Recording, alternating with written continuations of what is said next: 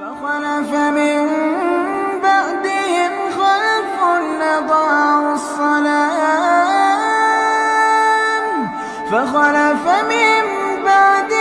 خلف أضاعوا الصلاة واتبعوا الشهوات فسوف يلقون غيا إلا من تاب وآمن وعمل صالحا فأولئك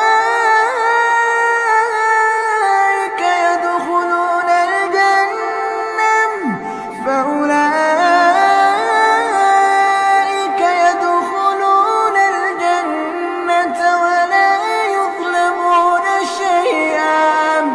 جنات عدن التي وعد الرحمن عباده بالغيب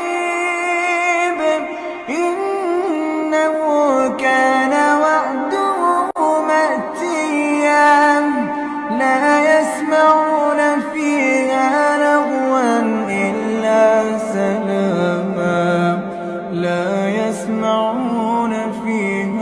لغوا إلا سلاما ولهم رزقهم فيها بكرة وعشيا. تلك الجنة التي نورث من عبادنا من كان تقيا.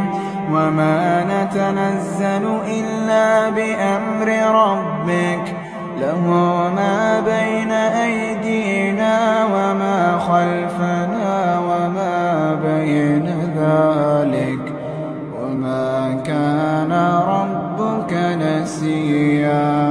رب السماوات والأرض وما بينهما فاعبده واصطبر لعبادته هل تعلم له سميا. ويقول الإنسان أإذا ما مت لسوف أخرج حيا. أولا يذكر الإنسان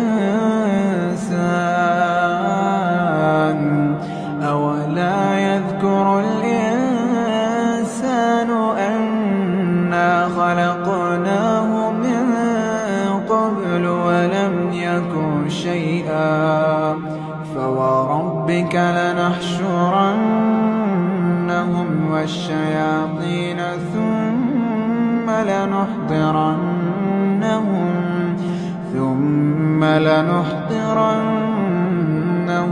حول جهنم جثيا.